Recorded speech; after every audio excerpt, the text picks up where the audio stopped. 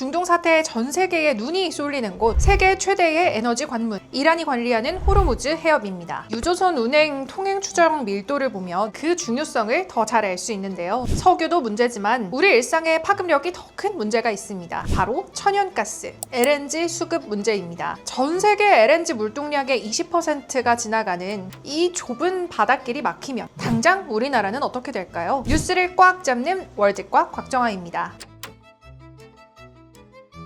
에너지를 떠올리면 우리는 주유소에 있는 기름값부터 떠올리지만 천연가스만큼 중요한 에너지도 또 없습니다. 집 난방, 온수, 발전소 전기 생산, 공장 가동까지 일상과 생활 전반에 쓰이거든요. 문제는 원유는 전 세계적으로 좀 자유롭게 거래가 되지만 천연가스는 파이프라인 중심으로 유럽, 미국, 아시아라는 지역 시장 구조로 움직입니다. 그래서 만약 한 지역에 전쟁이나 공급 차질이라는 문제가 생기면 우리에게 오던 물량의 방향을 틀어서 전 세계적으로 가격이 연쇄 상승을 하게 됩니다.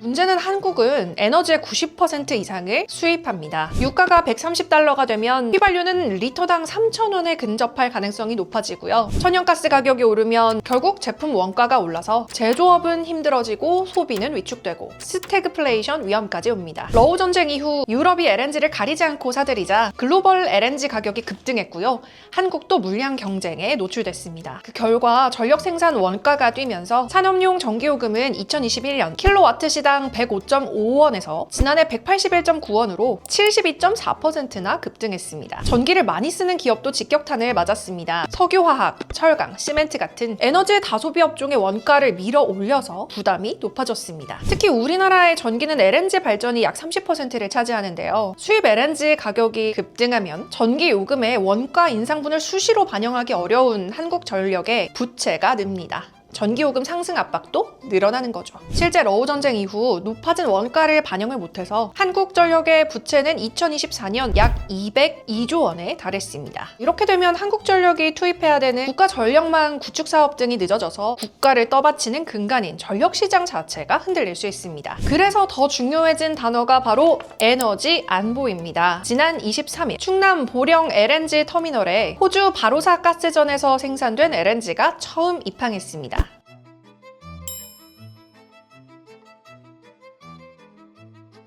이는 단순한 수입 물량이 아닙니다. SK가 해외에서 직접 생산 개발한 천연가스를 액화하고 운송해서 국내로 들여온 첫 사례라는 점에서 상징성이 큽니다. 즉 자원 개발에서부터 액화 운송 도입까지를 전 과정을 우리가 확보했다는 의미입니다.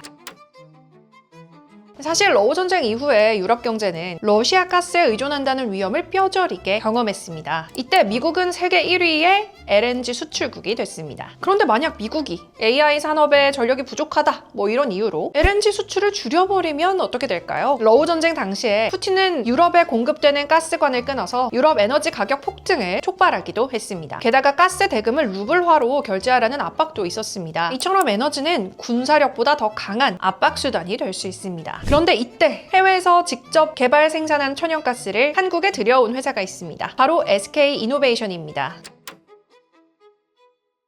바로사 가스전은 호주 북서부 해안 300km 해상에 떠있는 거대한 배 형태의 구조물인 FPSO입니다. 2012년 SK이노베이션이 사업 참여 이후에 무려 14년 동안의 투자와 인허가, 설비 구축 끝에 첫 생산을 시작했습니다. 투자 규모는 약 16억 달러, 우리 돈으로 2조 원 규모입니다. 앞으로 우리는 향후 20년간 연 130만 톤의 LNG를 확보할 수 있습니다. 국제 리스크가 커져서 시장 가격이 폭등을 한다 하더라도 이렇게 이미 확보된 물량은 완충지대 역할을 합니다. 만약 전쟁 같은 지정학적 리스크가 커지면 호주에서 LNG를 확보했다는 것도 아주 중요한 의미입니다. 미국에서 LNG를 들여오는 데는 수에즈 운하를 거쳐서 와야 하기 때문에 40일, 한 달 넘게 걸리는데요. 이 호주의 바로사 가스전 물량은 보령까지 단 12일이면 도달합니다. 얼마나 저렴하게 LNG 가스를 확보하는지도 중요하지만 위기 상황에서 얼마나 더 빨리 들여올 수 있느냐가 더 결정적입니다. 하지만 이런 전략은 한국만의 시도는 아닙니다. 이미 자원이 거의 없는 나라들이 같은 선택을 해왔습니다.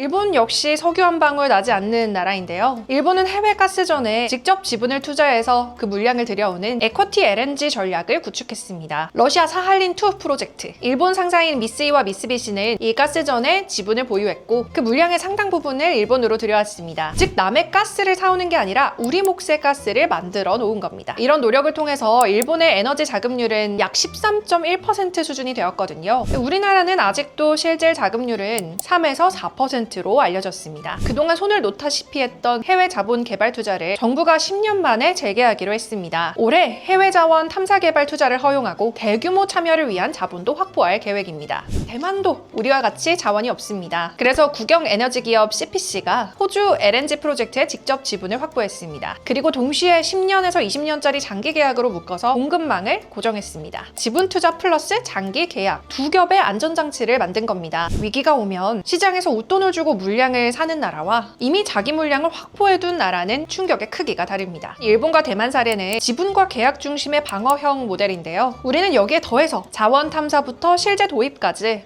전 과정을 직접 연결하는 밸류체인을 완성했습니다. 마찬가지로 석유 한 방울 나지 않는 나라 대한민국. 최초로 해외에서 자원을 개발해야겠다는 생각은 1983년 시작됐습니다. 최종현 SK 선대 회장이 인도네시아 카리문 광구에 투자를 하면서 국내 민간 기업 최초 해외 자원 개발의 문을 열었는데요. 2010년 또는 2020년, 30년을 위해서 지금 우리가 기틀을 잡아줘야 되는 거가 시작이지. 이후 SK는 북예멘, 베트남, 페루 등 탐사, 개발, 생산 경험들을 축적했습니다. SK 이노베이션의 에너지 자원 개발 자회사 SK 어스우는 중국 1703 광구에서 탐사부터 선적까지 독자 성공 사례를 만들기도 했고요. 이런 경험이 쌓여서 원유 개발 중심에서 LNG까지 확장됐습니다. SK는 6개국 14개 광구에서 탐사, 개발, 생산 글로벌 3개의 LNG 프로젝트에서 일평균 5만 7천 배럴의 원유 및 천연가스를 생산하고 있습니다. 또 SK 이노베이션은 2024년 SK ENS와 합병 이후 석유, 화학, LNG, 전력 등의 포트폴리오를 갖춘 아시아 태평양 최대 민간 에너지 기업으로 에너지 확보에 노력하고 있다고 합니다. 이는 대외 변수에 흔들리지 않는 공급 안정성 강화 전략입니다. 지정학적인 불안, AI의 전력 수요 급증은 에너지 가격 상승으로 번지고 종국에는 물가로 이어집니다. 그러나 이 충격의 크기는 우리가 얼마나 대비했느냐에 달려 있습니다. 공급선 다변화, 직접적인 물량 확보, 그리고 LNG 장기 계약. 이런 준비가 서울의 물가 가격표로 번지는 속도를 늦출 수 있습니다. 월드꽉 다음 시간에 뵙겠습니다.